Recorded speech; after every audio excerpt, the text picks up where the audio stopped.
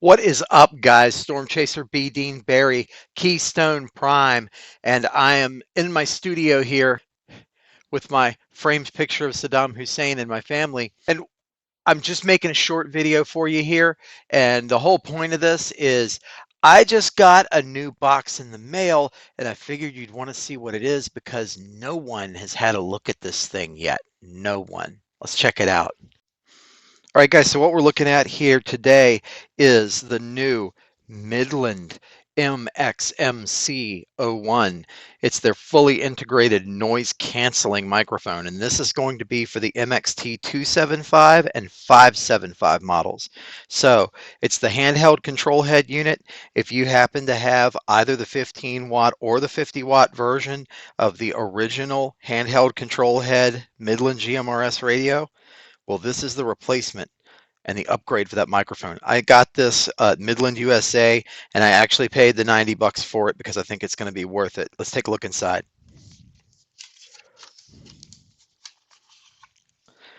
Okay, little instruction manual, and there she is. Look at this. High quality, really. Like anything Midland makes. Midland doesn't really make chintzy stuff any longer, so let's take a look. A heavy duty, I mean, this cord is so thick, heavy duty cord, and the microphone itself feels very heavy in the hand. It's solid, very solid. Now it has actual grippy indentations on each side, which is wonderful because the original microphone that came with the 275 and the 575, it was smooth on the sides, and it was a little difficult to hold on to sometimes, especially when my hands were wet with rain or snow. So yeah, I got the hang up button on the back. Now, why was this created? Well, it has automatic noise limiting, and it makes your audio louder. So operating in loud environments, it's going to be easier to be heard. It makes received audio louder. So, you know, you have a hard enough time hearing that thing in the truck, and I really do. It's one of the few complaints I have with the original series radio. So there you go. It's louder. Clicky push to talk button. These two buttons on each side have been unified into one bidirectional button on each side. On the original, that's going to be two separate buttons on each of those. But, and how I understand this works, this is only for the USB-C version of the 275 and all versions of the 575. So only the USB-C version. If you have a USB-A port on the front of your radio, that's the old version, and this is not compatible with it. In the USB-A version, basically, when you turn your vehicle off, if you had it wired to an ignition source, it would turn off, and every time you turn the vehicle back on, you would have to push the power button to restart it. On the version 2 that came out, there was a power button in the middle up here in between the channel buttons. This controlled volume.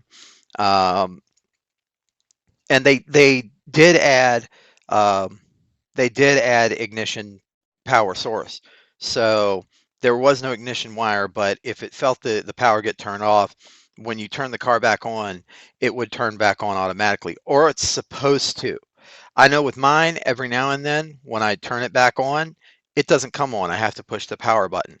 This is going to solve that problem because instead of a power button and a soft state, it's a, here, I'll let you hear it. It's a clicky power volume knob. It feels really good too. It's not loose.